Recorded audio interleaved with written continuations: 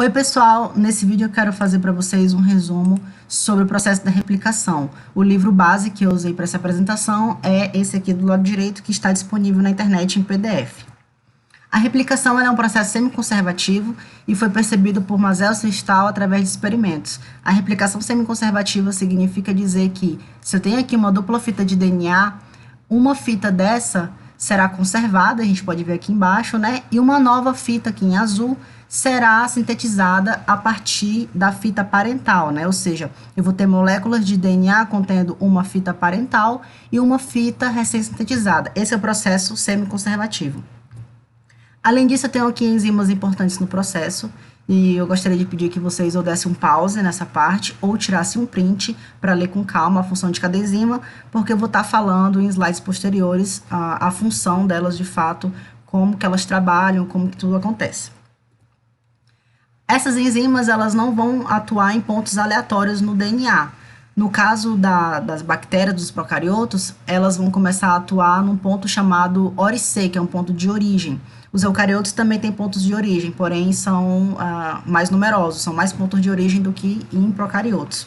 E aí, nessa região de ORIC, as enzimas vão estar atuando, promovendo uma abertura dessa dupla fita e formando o que a gente chama de forquilha de replicação. Então, é na forquilha de replicação, né, que tudo vai estar ocorrendo.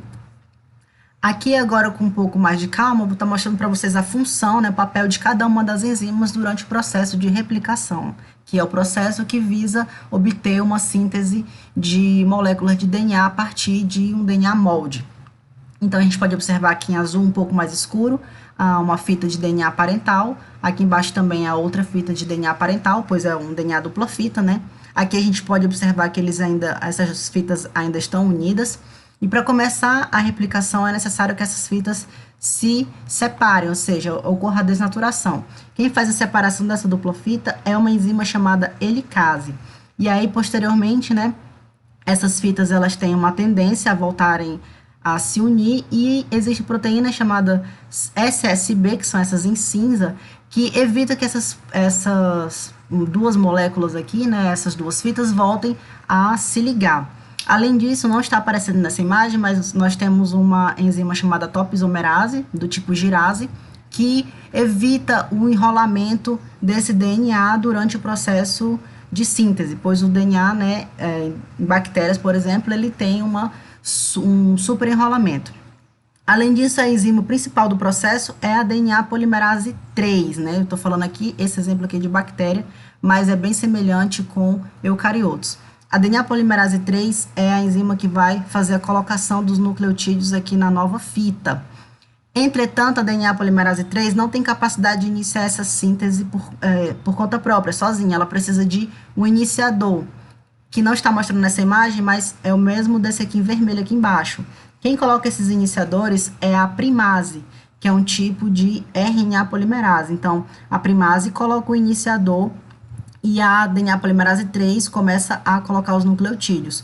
Por quê? Porque a primase, quando ela coloca o iniciador, vai ficar uma região de hidroxila livre aqui. E só com essa hidroxila livre é que a DNA polimerase 3 consegue fazer essa extensão.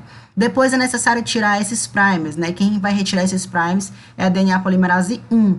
E no lugar desses primers, a DNA polimerase 1 vai estar colocando aqui os nucleotídeos. Além disso, a gente tem uma fita leading, que a gente chama, né, uma fita líder, e a gente tem uma fita aqui atrasada, né, digamos assim, que são os fragmentos de Okazaki. Nos fragmentos de Okazaki, o processo é um pouco mais complexo, e ao final, para conectar essas partes que foram sintetizadas, é necessária uma enzima chamada DNA ligase.